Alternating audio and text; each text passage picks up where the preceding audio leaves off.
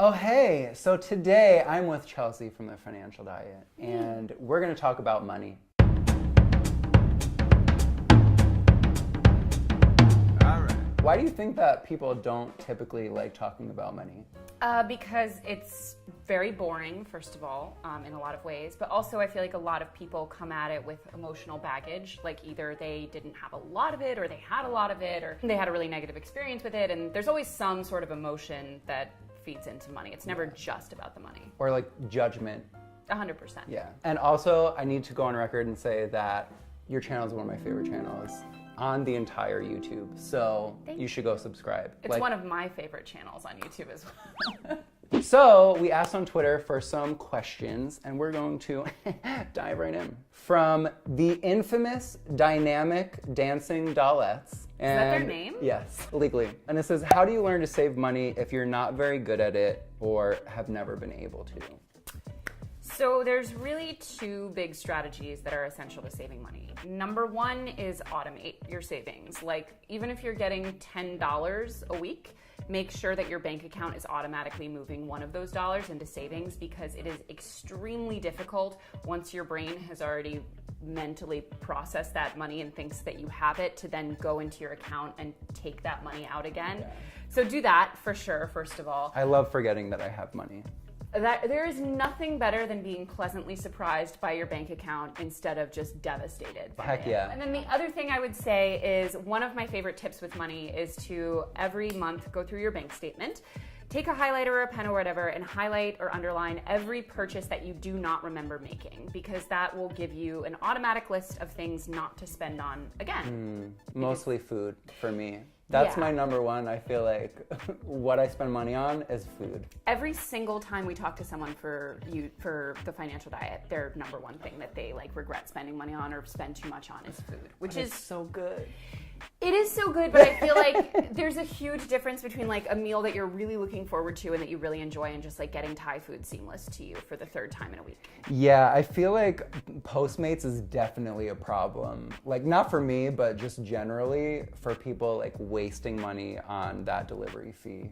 I've never used Postmates, but in New York, I feel like people are so hedonistic with it. Like I know like people will tweet on my feed, they'll be like, so hungover getting one ice cold red Gatorade Postmated to my house. And I'm like, this is disgusting. No, please just walk to the store, especially in New York. Yeah, it's like you can walk 30 out feet of away. your place and go get it.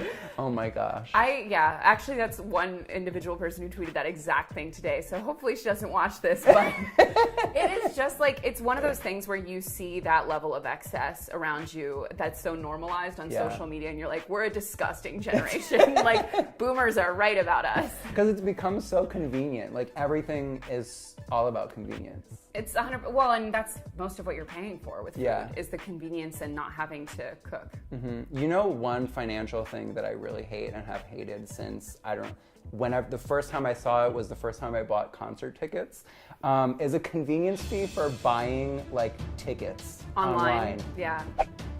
Why? Where else are you supposed to buy them? Yeah, I mean, you just go to the venue and you're like, one, please. I feel very #blessed in that I don't really like concerts very much, and I hate music festivals because they are way more expensive than I thought they would be. Like every time I've gone to a music festival, it's been hundreds and hundreds of dollars, plus the logistics of getting there, plus camping, plus it's like $10 for a bottle of water. Yeah, I mean, I would love to have the experience like once, but I also feel like I would be fighting misery. I feel like honestly, as a man, you're already way better off. Just because as a woman, music festivals are just really rough on the dignity, both from like a hygiene bathroom perspective and also like just getting sexually harassed as a norm. Like I was at a music festival once, and this guy like came into our tent, like he was very drunk, so we just like came into the tent thinking it was his tent, and I was like, please get out, and he just like reached over and just grazed my leg and then left. What? And one of my tent mates was like, he's probably rolling, and I was like, how is this such a normal like scenario? This is disgusting. Does that make it better? There was this woman, like female journalist, who wrote a story for some magazine, like reporting on sexual harassments at music festivals, and she got harassed 18 times while reporting the story. What is wrong with people? Oh my God. Music festivals are bad. That's my hot take. I have a question that pertains to infamous dynamic dancing dollettes question, which is, what do you think about apps like Capital or Acorns or anything that, you know, like you were saying, automatically withdraws money? We were just at Acorns HQ today talking to them. Oh. So we've never worked with Acorns, but we've mentioned them quite a lot on the channel. I use both, and I love them personally. I think they're great in the sense that, like, for so many people, the biggest barrier to investment, which everyone needs to be doing, at least for a retirement account, the biggest barrier is feeling like you don't have enough money to do it, or that you can't find the money to do it. And with a lot of the traditional investment options, that's true. They have fairly high minimums. And with something like Acorns, you can start for literally $5, and it can be a very passive thing. Like, they'll round up the dollar that you're spending and put the change into your account, or they have like partnerships with stores and things like that that will, you know, give you money back. So I think, just like with the automating thing, anytime that you can make these good financial decisions, something that you don't have to think about, you're way better off. And like, even if you start with Acorns and then eventually open up, you know, an account with a different place when you're more, you know, you have more money to work with, more stable, whatever, like, the whole point is just getting started. That's 90% of the difficulty. Yeah. What was like the first good financial decision that you made? So I ruined my credit when I was 18, and a huge part of it was from a defaulted credit card, which had, like, it was initially a $500 card, but from all of like the interest and collections and stuff, it ended up being like a little over $2,000, and I was just putting it off forever, and it was just destroying my credit. And I think by the time I dealt with it, my credit score was like 460, which is almost literally as low as a credit score can be. But so I paid off my credit card debt in just like I negotiated with the collector to get it reduced down by paying it in like 2 chunks, basically. And it was the first time that I'd ever done something financially that was good for me, but didn't give me that rush of immediate satisfaction of buying something. But it made me feel good in a different way, which was the first time I understood that, like, being responsible or having money in an account or paying something off could feel good in its way and be worth spending on. And that was a huge moment for me. Yeah, I think probably the difference is, like, when you buy something, you get a rush immediately, but then, like, there's always some guilt that comes with it. It's like a come down. Yeah. Even yesterday, I bought a cologne that was like $100, and I'm like, why did I do that? I mean, I wanted it, but why did I do that?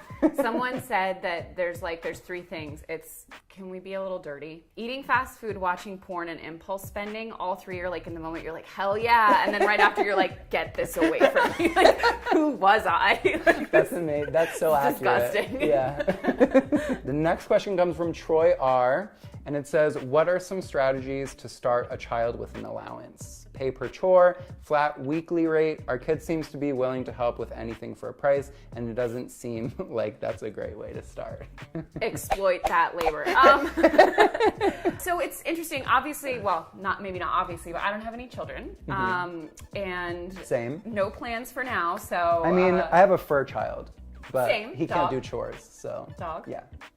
I'm obviously not qualified in terms of being a parent. However, I will say that I was raised as a child that you do not get money for doing chores. That is you paying rent to live in this house and eat this food and go to school and all of that stuff. Like, you're just a member of the household. My mom would always be like, I don't get paid for cleaning. Like, what the hell? We live here. But my parents were very, very big on, from the age that I could, having little jobs. Like, when I was, starting with like 12, I would just like babysit kids in the neighborhood, like 12, 13, just like for a couple hours. I would, cut other people's grass. I would do newspapers. From the time I was 14, I had like a part-time job at different stores and so on and so forth. And my parents always made me save 80% of that. That's amazing. Yeah. So I graduated. It's funny because I turned 18 and I had like, I want to say like $13,000 in the bank, and I spent it all in like 2 months. It's horrible, and it's like I 100% blame, like it's entirely me who ruined that. But but my sister did the opposite. She did not do that with the money, and so I think that with a child who's not horrible. Like, that's a really, really good move. And as far as before that, I think the best thing to do if you really do want to teach them money strategies is to perhaps find them tasks that are outside of their day-to-day chores that are a little bit more special or advanced, and then pay them a little tiny fee for that, and then they can budget that money accordingly. But I don't think it's a really good precedent to either give the child free money and or be like, if you clean your room, you get $5. Like, that's horrible. That's just like bribing your child to be a decent human being. Yeah.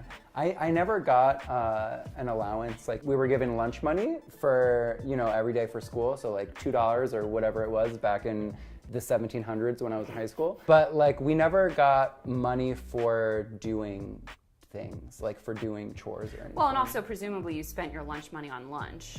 Yes. And then, some days I would have to ask for an extra $1 because I wanted a slushie, because that was very important in high school. Right. Yeah. You weren't like, I had a friend in high school who did the dark thing, which was that she never ate lunch. Like, she just like... She did the dark thing. Oh my gosh, so many people just got fries. Like, yes. And like, like you're trying to be healthy. Fries for lunch is not healthy. It's vegan though. It is vegan. It's vegan. But I remember by the end of one year, like, she kept it all in like a pencil case in her like locker. And I just remember she opened it up at the end of the year and there were like hundreds of dollars in there. And we were all like crowded around. We were like, oh, this is incredible. And then all of us were like, the next year, we were like, we're all going to do the same and we'll have hundreds of dollars. And we made it like 3 days. And we were like, fuck this, we're going to eat lunch. I think that's a good strategy if you like bring a free thing from home to eat. Right. Like, she could have, like, that's what made me suspect that it was more about just not eating the lunch. Yeah. But she made money in the process. Right. Was your school one of the schools where rarely anyone brought lunch? We moved from like the South we moved to like a very, very rich town. We were not rich. We were like one of the poors of the town. We were like middle classish, but like we were definitely poor by the town standards. Yeah. So like a lot of the kids at school, like all of the rich kids brought really, really fancy lunches. So if you bought lunch at school, like they were like, do you know what's in that? And I'd be like, yes, I know.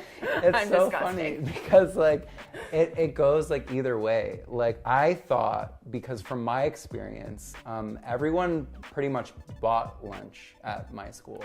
So I thought it was like that at every high school. When I met the first person whose school was mostly bringing their own lunch, I was like, people do that? You bring food into school and keep it somewhere? What? Like that was such a foreign, such a foreign concept to me. Leave a comment. Which type of high school did you go to? And it's funny too because I also remember coveting so badly because my mom was one of those people, like she cooked every night and everything was kind of from scratch and a little old world in that way. And like looking back, that's great, obviously, but at the time I was like, my kingdom for some Wonder Bread and like Kool-Aid and chips. Like we weren't allowed to have any of that stuff. We couldn't have soda. So it was like when I would go to my friends' houses, they would have like all of the like things to pack lunches with. Like they would have like the mini assorted bags of chips. And I used to steal. I would steal like 12 bags. Chelsea's a scammer. I totally scammed. Kimball Musk's Tesla says, what are your top 3 favorite / easiest ways to save money? For example, money withdrawals, like you said, investing, etc. Is there anything other than automatic withdrawals saving money? So I have done at various times in my life all cash diets, which really help me because, and this is psychologically proven, spending with cards, your brain doesn't perceive it as spending. Like it just doesn't feel real. 100% yes. Well, if you're like that at all, you should try an all cash diet for a month where you just give yourself an allowance essentially, and when you leave your cards at home, and so when you have no more dollars, you have no more dollars. And like obviously you can set up things for an emergency, like you'll have apps on your phone and stuff, but like you really sort of have to limit yourself in that way. And it's interesting how painful it feels putting every dollar out on the counter. Yeah, I was just in the Philippines and I used cash everywhere. So I withdrew money from the ATM, which there's like a $5 fee for a non-MyBank ATM, and then also a $5 fee for the foreign exchange. But like I feel like I could keep track of how much I was spending because it was all cash. So that was like such an eye-opening thing because I never use cash here. Was it radically more affordable? Oh yes.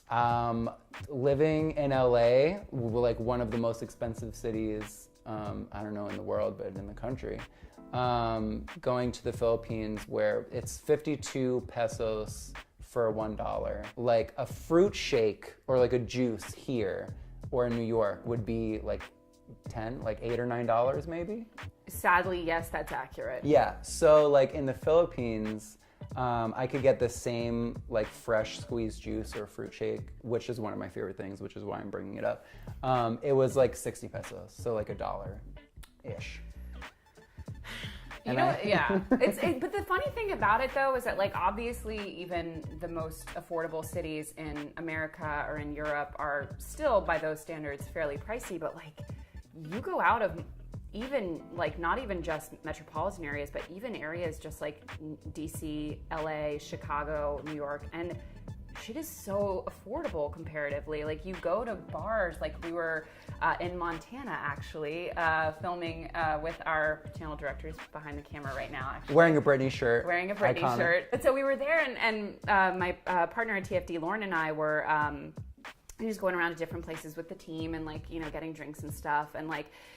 We were at this bar and the special that night was like $2 for like a can of beer and a shot and like $1 for, you know, some mixed drink or whatever. And we were like, excuse, like this is like how, and we actually asked ourselves, we were like, how is everyone not permanently wasted here? Like you can get wasted for $5 in the city. Like in New York, like New York is even worse than LA. It's unbelievable. Cocktails are often literally like $17. Disgusting. And you're like, I guess I'll have my one cocktail for this weekend. A couple of us rented, like all 5 of us gals went in on renting a cabana at a pool here in LA because we were like, why not? It's like we've never done it before, and it was actually surprisingly affordable for all that you get.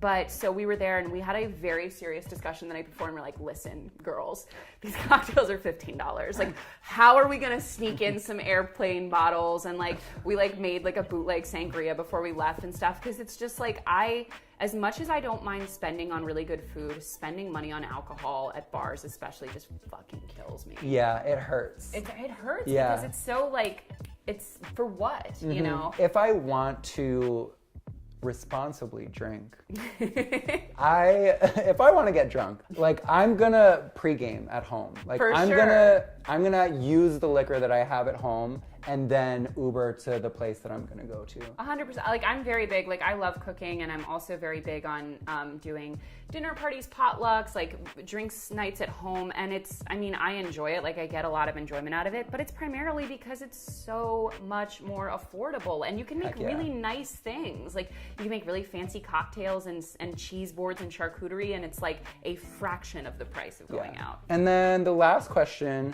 is from Andrea Martinez, and it says, what are some good ways to make money as a full-time student?